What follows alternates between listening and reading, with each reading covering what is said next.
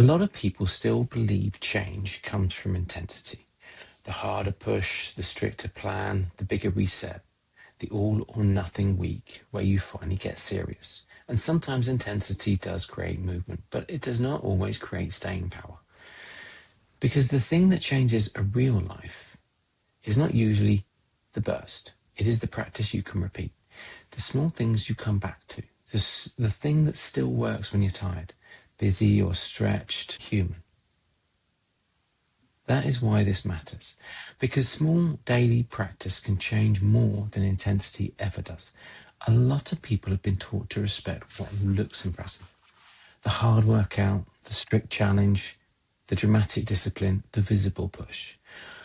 But real life doesn't usually reward what is impressive for 3 days. It rewards what is repeatable for 3 months. And that is a very different standard, because now the question is not, what can I do at my best? It becomes, what can I keep doing in real life? That's one of the biggest shifts in the whole Fit to Thrive approach. One of the biggest things I've learned over time is that the practices that helped me most were rarely the ones that looked the most intense. They were the ones I could come back to. The walk I would still take. The pause I would still use.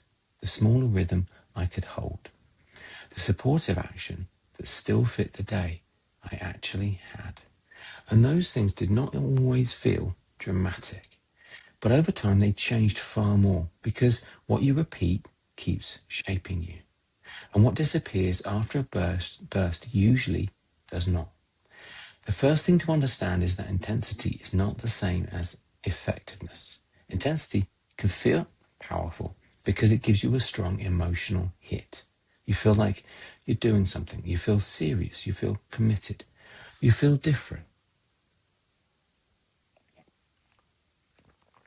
But if the intensity creates collapse or avoidance, resentment, or another cycle of starting over, then it's not helping as much as it seems. That is why small daily practice matters, because the goal is not to impress yourself for a moment. The goal is to support yourself for long enough that life actually starts to change. And this is where daily practice becomes so powerful. Small daily practice fits tired days.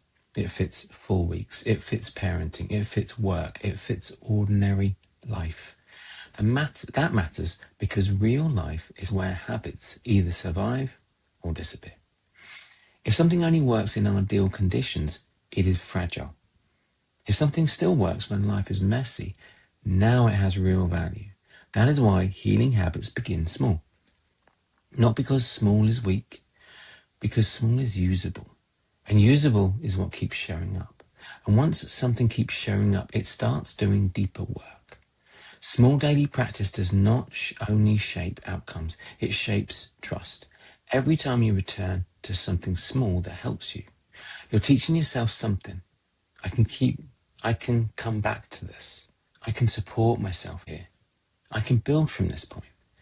I do not need to restart from zero every time.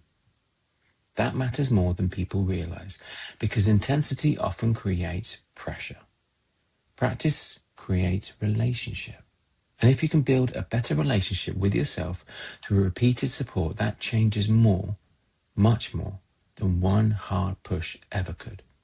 This is also why daily life matters so much. Because daily life is where practice lives, not in the fantasy version of your week, but in the real one. That is why walking matters. That's why cooking matters. That's why small, supportive routines matter. And that is why 5 or 10 minutes can matter. That is why ordinary life is the classroom.